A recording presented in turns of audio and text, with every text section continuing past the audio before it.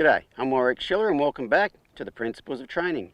In these next two episodes, we're going to look at the principle of work with the horse you have today, which is less about the horse and more about the human. And the part I want to explore a little more is the listening aspect of that, the listening to your horse. And the horse I'm going to show you in the next two episodes is, she's imported from England. She's an Oldenburg mare who's an eventer. And the trainer has trouble with her. She refuses jumps a lot. She will spook at things. She will stop, like she'll freeze, stare, raise her head up, prick her ears at things, and then she'll spook and wheel and run away. In the jump refusing, she will stop at the jump and then she'll rear up and spin and go away from the jump. I think she has some contact issues, and she also has that mare to where in the cross-country part, the mare doesn't really want to leave the start box, and then going to jumps, she doesn't really take the rider to the jumps. The rider has to actually ride her to the jumps.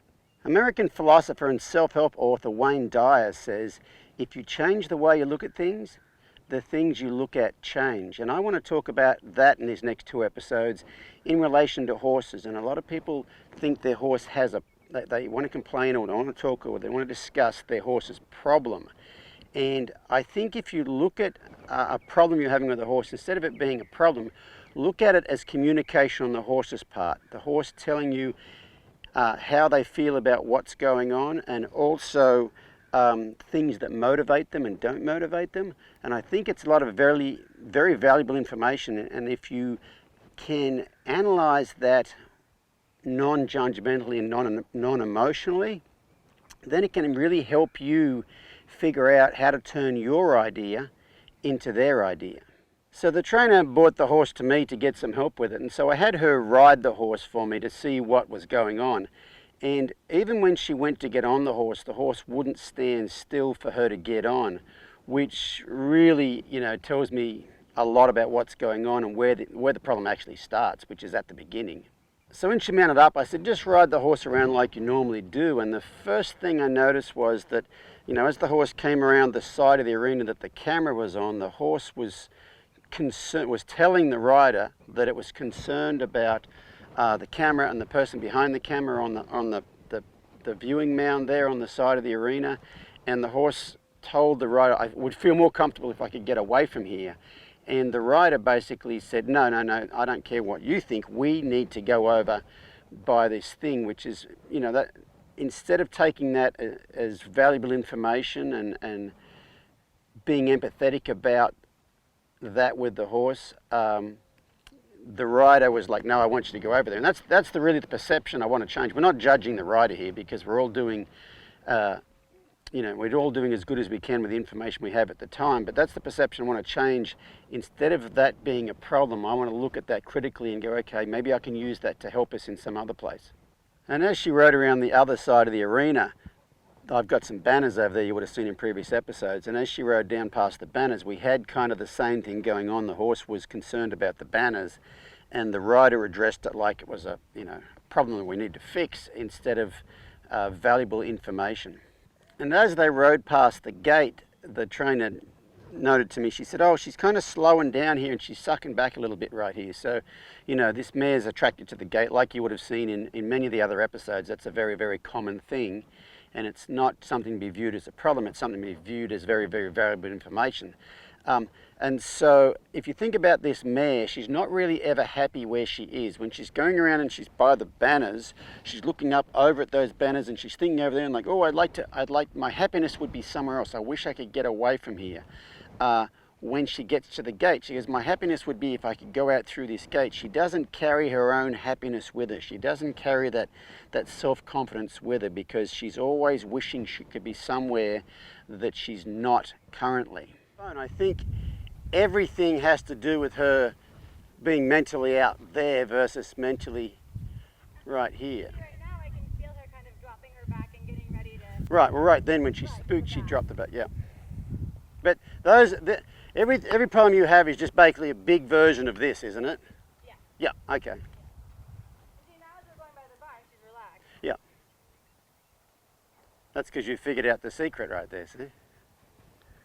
Well, whether I figure it out. I also had to trot and canter the horse, and you know the bother about the camera side of the arena and the bother about the banners on the other side of the arena, probably it didn't get worse, but it definitely didn't get better. It was pretty much the same.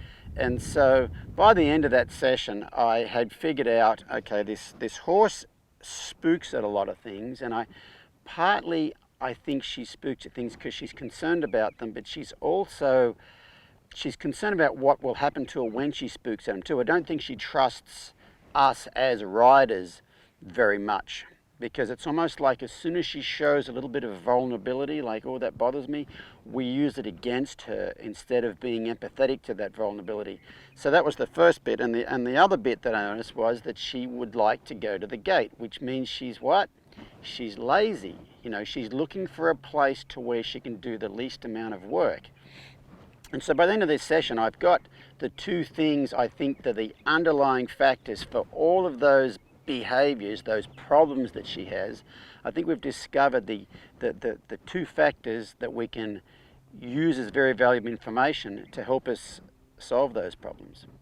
The next day when I started to work with the mare, I saddled her up and I just took her to the round pen, and I saddled her in the saddle that I normally ride in, which is a western saddle that has like saddle strings that hang down the side. And I think this mare's anxiety is so close to the surface that just her moving around quietly with that saddle, with those saddle strings hanging down, caused her a little bit of concern. And so, you know, it just kind of showed me that she's not very, very far from losing her mind sort of thing. You know, just when nothing's going on, she's very, very lacks a lot of confidence, you might say. So when I started riding her, the first thing I wanted to do was help her find true relaxation. And so I did the same exercise with her as I did in the previous episode with the off-the-track thoroughbred, where I'll just walk them around and put a bend in their body and just have them hold that bend. And if they've got any tension in their body, holding that bend while walking a circle becomes hard work, which is make the wrong thing hard and the right thing easy. And at some point in time, they will just let go and they'll kind of stretch down over their top line. And so that's the thing I did with her quite a bit the first time I rode her, was just work on that. I wasn't really working on anything else. It's just working on getting to where I could put a bend in her body and help her find that true relaxation. And it's not relaxation in a place, it's relaxation within herself, so she can take that relaxation or that happiness or that contentness with her wherever she goes. Once I had that established, I took her out in the arena to ride her, and the first thing I did was ask questions and listen to the answer. And so I, just like I did with most of those horses, I hopped on a completely loose rein and said, tell me where you would want to be, where do you want to go? And lo and behold, she just walked backwards and forwards, like right along that fence near the barn, looking out through the fence. But she was completely relaxed while she was doing it, so I didn't have a problem with the relaxation. If I'd had a relaxation problem, I would have done the choose where you work, choose where you rest principle, most of the choose where you work, and I would have started working on the relaxation there. And so I'd be doing small bending circles by the gate, but she wasn't really uptight. So what I elected to do was I chose to pick up the trot there.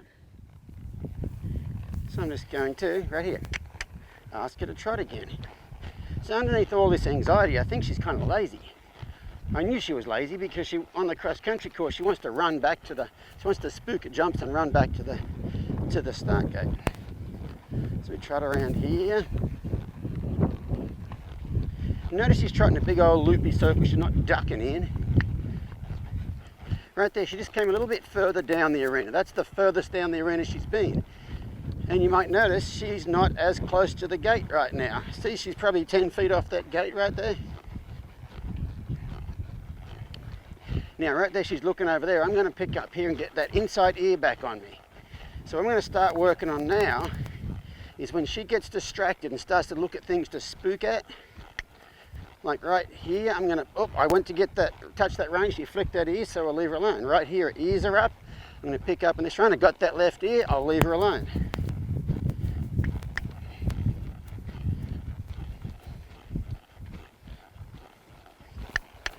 That, me picking up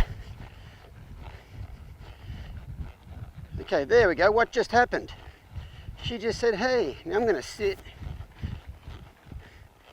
Let her slow down. So she just came all the way down here on her own. Okay, now she's going to turn and walk back. That's fine. If she gets back there, I'm going to pick up the trot. So when she's trotting around out here and she starts looking at things to spook at, I'm just going to redirect her attention back to me. And a lot of times, oh, she stops. Now where she stops. So here's the whole choose, and she licks her lips. Very good. Here's the whole choose where you work, choose where you rest principle. She worked down there, she figured out the rest was out here, and now look. She's having a snooze. So if she's trotting down this way and she's kind of half spooking at that thing, instead of saying, don't be stupid, don't spook at it, let's go over towards it, her attention was over there. I picked up on the opposite rein and had her flick her ear back towards me. Okay, it's not that I'm trying to take her away from it or anything, but steering her towards it would scare her more. It would tell her that I know she's scared and I don't care, you're going to go over and have a look at it anyway. Now right now, I was going to say her ears are on something over there. I was just going to see how little I could do to get her ears back to me.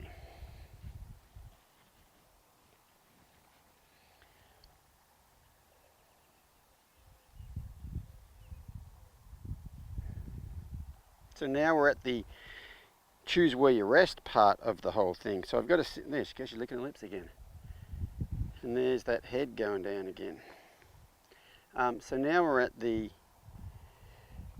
choose where you rest part. Excuse me, I'm having a rest too. Oh. We're at the choose where you rest part. So I'm going to sit here for a bit because I want to know if she really wants to stay here. If I sit here and then she walks, see that, she had a big sigh. Something Nicole said she doesn't really do is let her air out like that. So I'm sitting here to see if she's stopped momentarily and she wants to go somewhere else, or she wants to be. And she's acting like she wants to be here, so if I stay here for too long, I'll create a bad spot here. So I'm going to go for a walk. And right now she's only walking where she was pointing to. See there right there? Did you see that right there? She was pointing this way. I asked her to walk, and as she got close to that fence, she goes, I know how to avoid work. Okay, so if you think about that little turn right there, that's why she rears. Look at where she's going to now. That's where she rears up. That's why she rears up and runs off on the cross-country course, because she knows if she goes back to where she came from, back to the barn or whatever, back to the other horses, she gets to rest. And you see right here, this is how lazy this horse is. She does all that stuff on the cross-country course because she's lazy. She wants to get back to where she came from. Now, if you have a look here, she has turned and walked over to this side of the... Look out, Drover. Drover's out here helping. See how casually she's walking down, and watch this. Look, she's going over towards the scary thing. So this is where the other day, Nicole was trying to ride her with a lot of contact and a lot of leg on that side. Giddy up. I might actually do it. I'll keep it going, but if she goes over and faces that again, I might just let her stand there, like this, okay? So this is the scary thing that she wouldn't go near the other day. I didn't ask her to come over here, but I left it open as an option. Okay, I didn't make her come here, but I told her that over there's a bit more work. And so she started. I'm really trying to teach these horses how to think and how to think their way through problems. But this is great. I mean, this particular, I talked to Nicole about this the other day, and I said, I think she might be, these things scare her a little bit, and she hasn't probably received a lot of help as far as the scary stuff. When something scares her, we tend to go, no, you're going to go over there whether you like it or not. And so she's kind of left on her own. She's got no protector, no helper in life, whereas just a little bit of groundwork I've done and a little bit of riding I've done, I've got her more relaxed, but I've also got her into believing that I'm not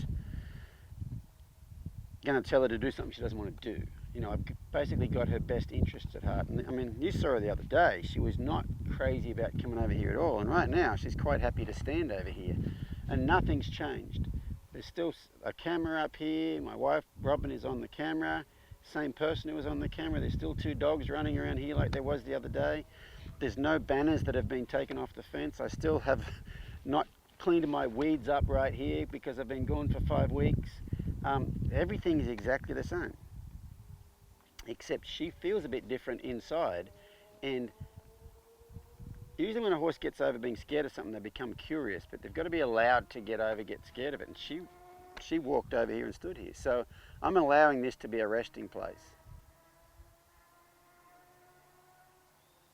What a good girl you are.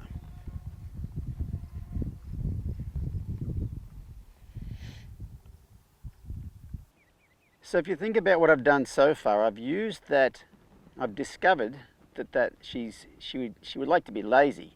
And so I've used that laziness, instead of viewing it as a problem, I've used it as very valuable information that I can use to help make my idea her idea. And the other thing I've done with her too is planted a seed in her mind that she can find her happy place, her feel good within herself, somewhere other than back in the barn where that's usually the only place I think she actually feels good, is back there in the stall on her own. She can find that happiness place out in the arena, and even better than that, she can find that happy places in places she never thought of looking before, which is like, say, where the spooky objects are.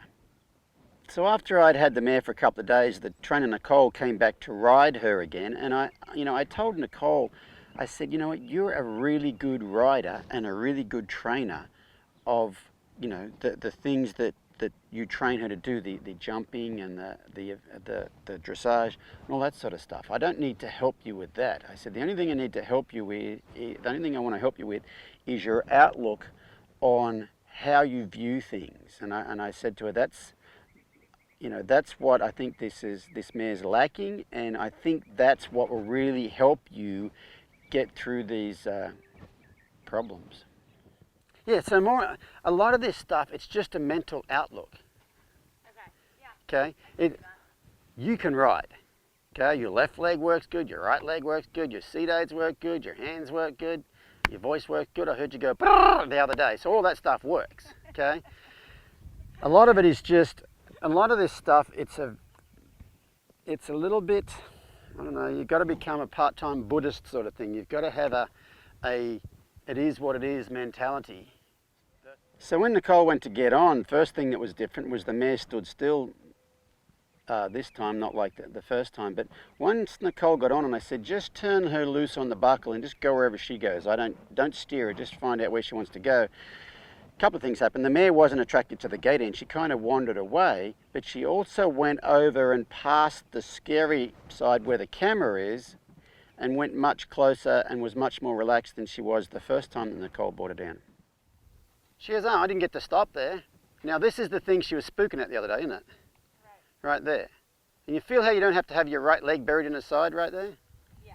No, well, you didn't have it on her at all, but you weren't trying to make her go close right then. So the next really interesting behaviour change that showed up was, it didn't take very long of Nicole walking around before that mare kind of turned around, walked around and walked way down the other end of the arena, where the first few days she had no interest in going, but probably the day before that, or the day before that, whichever, she figured out she could get a rest down there. So it didn't take her very long to go, hey, I know where the resting spot is, I'm going to go down there. And that was a big change for that mare, because for the first few days she thought the resting spot was by the gate. That was going to be her happy spot, but she figured out the happy spot can be somewhere other than the gate. There you go. Feel how that thing's not really pushing her away from there? Yeah. She won't around it, but it's not pushing her away. Like, her walk is not any different now than it was as she approached it. And see where she's heading to now? So it took me the whole ride yesterday to get her up here. So this is basically the whole Donkey Kong principle. If you start at the start every time, pretty soon, 3 minutes in, you're back to where, actually that's even further than I got yesterday, because she was half spooky of that corner and didn't go over there. I didn't ask her to go over there. That's amazing, because that's one spot she didn't go to yesterday. How about that, honey?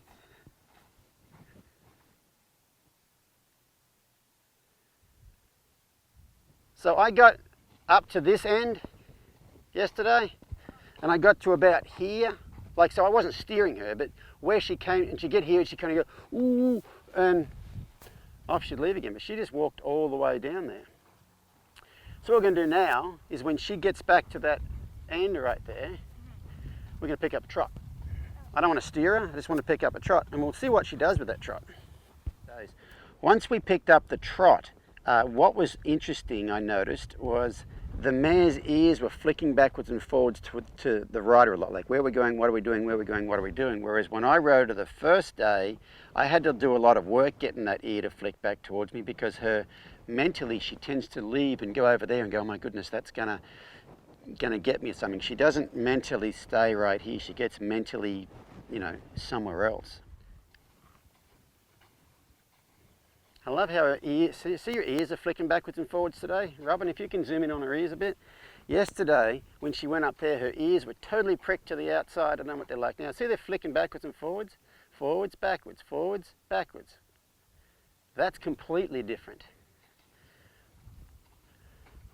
So what's different about her today? Yesterday when she went up there, her ears were like that. Today, her ears haven't stopped checking in on you the whole time. Like when she went up there, and instead of having those ears prick, that giraffe, the stop and the thing that happens before she rears up, that whole pricking of the ears. See right there, they prick, but then that right ear flick back to you. Now she's not, there you go, flicks back to you. If she doesn't flick an ear back every couple of seconds, I might have you steer or something. So by the end of that session, the mare, walked and trotted and cantered around pretty cool and kind of used the whole arena. And what was really interesting was at one point in time at the canter, she cantered around the far end of the arena and came down along the side of the arena where the camera was. It went right by the camera, didn't blow off the fence, didn't even really worry about it whatsoever. So that ended up pretty cool. So then the next few days, I just repeated the same thing over and over again, basically doing the Donkey Kong principle, starting at the start and seeing where we went to. And then I think I rode her one day, and then I decided, you know what, I'm going to put some poles out in the arena for my horses. I wanted to start doing some pole work. And so that mare, I turn her out in the arena every day, let her wander around there for a couple of hours, run around if she wants to. And she always just cruises around out in the arena.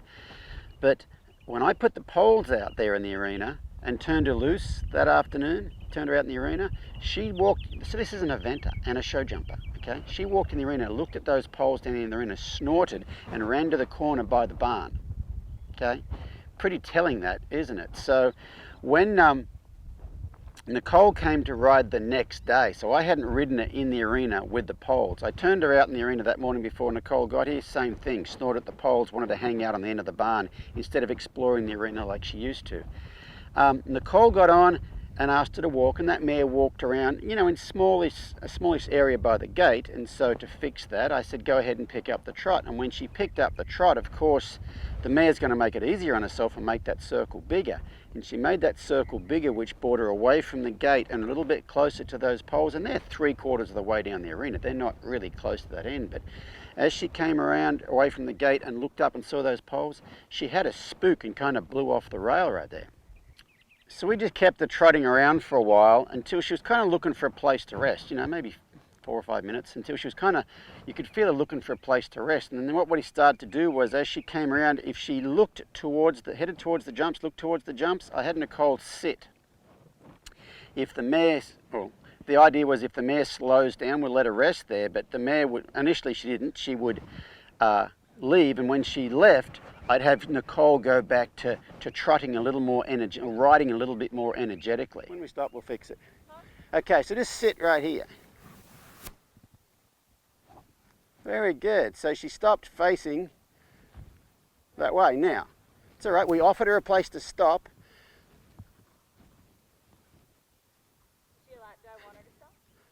We're just seeing if she will, but now pick up the trot. Because see, we offered her a place over here and she goes, no, not that close to those jumps. I'm like, okay, you don't have to stop over there if you don't want, we can go back down here.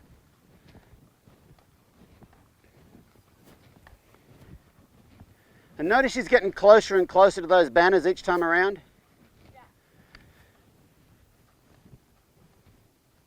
Right there, relax. Too late, she's heading away from them.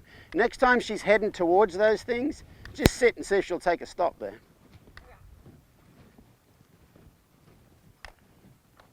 There you go. See, she's starting to relax over a top line just a little bit right there. So right about here, just sit.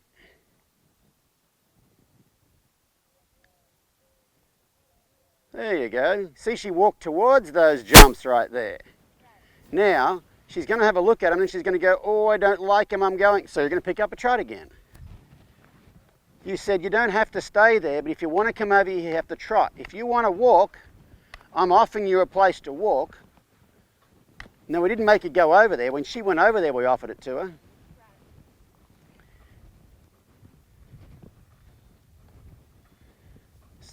So right there, sit again.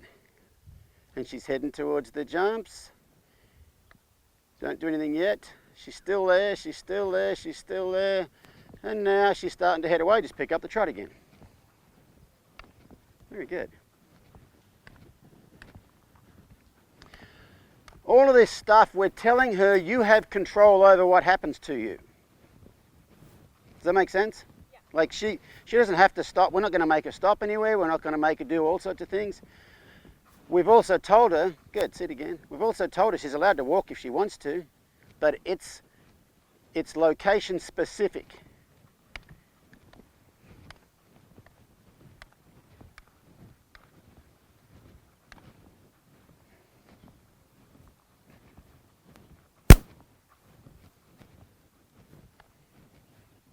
So you might notice she's doing a big circle down here.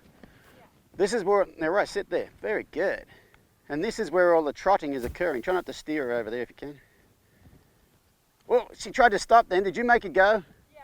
Oh no, she was trying to rest. Okay. Her feet hadn't turned. That's all right, no big deal. It felt to me like the balking thing. Oh, okay. No, Okay. I would, as long as she's over there, she hasn't turned away from there, I'd let her sit there. So next time, go ahead and trot again. Sorry, we got to talking.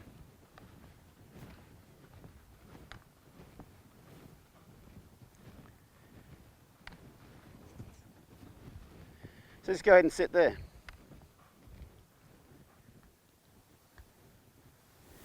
Very nice. So after a while, that mare started to figure out where the resting spot was, and we'd sit and she'd break to a walk and then to a stop, but then she'd leave again, and we did that for a little while, but she just kind of wouldn't stay there, which is fine, but you know, it's all about choices for her, but she wouldn't stay there. So when she left, what we did was we made it the wrong thing hard, and the right thing just as easy, and we would pick up the canter.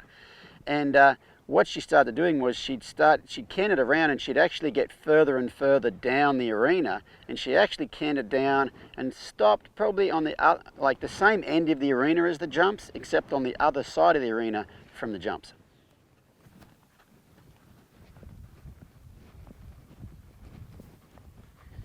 And pick up the canter because she went straight to that corner.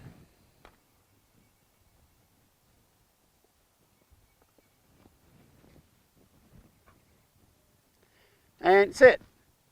Now you see that? We picked up one canter and she almost went all the way back down to him. Now pick up the canter again because she's heading away from there, but you see that was completely different than before. Yeah. Okay, she went, hey, I think I might go over there. They don't seem like they're such a bad idea.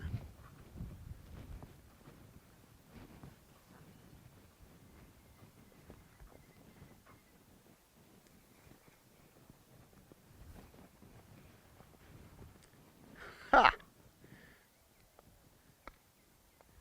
And go ahead and let her sit. How cool was that?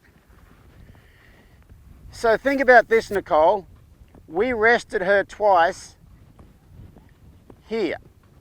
And how long did it take us to get her to stop here? Quite a while. Okay? We let her rest here twice. Then we go off again, and in 5 minutes, she's all the way over there. And a lot of people seem to think, oh my God, if it takes you 10 minutes to get her to here, it's going to take an hour to get her over there. No, the first bit is the hard bit. Did you see my video I posted yesterday at Bundy? Yeah. Yeah. That's the first time I've tried it. First time I ever tried to get him to jump on the trailer and sit down all at the same time. Now he can do both of them separately quite easily. Right. That's the first time I put them together. And the first time I put them together, it was easy. Yeah. Okay, it's just like getting from there to there. That was easy. Yeah. She's still not over there, but don't worry about how far you haven't come. Right. Worry about how far you have come. Okay. That was awesome. Yeah. Once she'd rested there for a while and we asked her to go again, instead of turning and going back away from the jumps down the other end of the arena, she went forward and went around the jumps, and she started actually using the whole arena and including the jumps in her path. Instead of avoiding the jumps, she was actually going around the jumps and including the jumps in where she was going.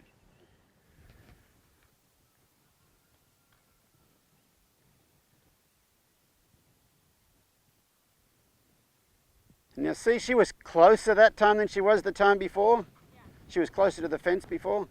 So what we would eventually do here is have that be the resting spot. Right. Okay? But the thing we're trying to work on with her is trust. And like, I think in the past, every time she said, that scares me, someone's made her go over there and kind of got her to go over there, but kind of broke that trust, the whole snail thing. Right. Okay?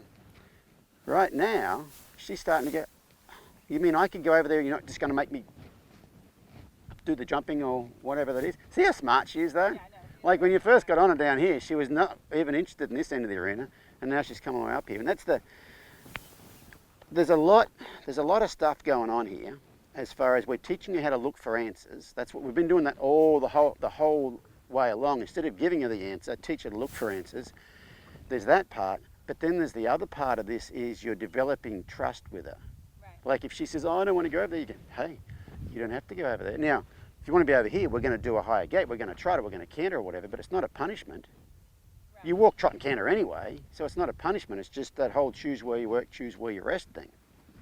And how does she feel standing there? Pretty relaxed. Yeah. And actually, when she's going around, she's feeling less and less behind my legs. Right. Like as she's sort of settling down, she doesn't feel so. She doesn't feel behind your leg as much. There's a couple moments where maybe she felt tense for a second, like maybe she would shy at something, but she's Came back down. That's the thing is, like when you said, oh, I've had her relax before. I said, but can you get her from being up to being down?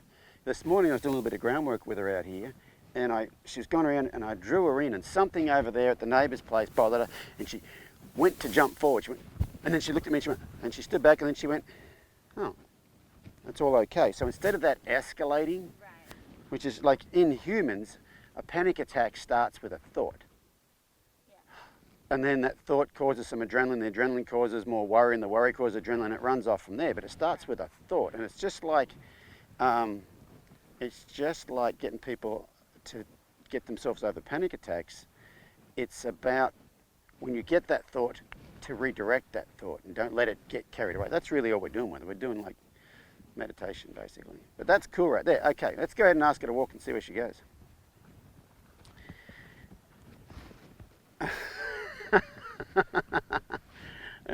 Very funny. Clever horse. So if you think about that, I don't think she's worried about them. Look where she's going. Yeah. I don't think she's worried about these obstacle-y stuff, these jumpy stuff. I don't think she's worried about them. What I think her worry is about her lack of ability to, yes, her lack of ability to control the situation when she's around those things. She looked at those things before, she's like, I'm not going over there because you're going to make me do stuff I don't want to do. And now she's like, look at her ears. I love her expression right there. So I hope you've enjoyed this episode of the Principles of Training.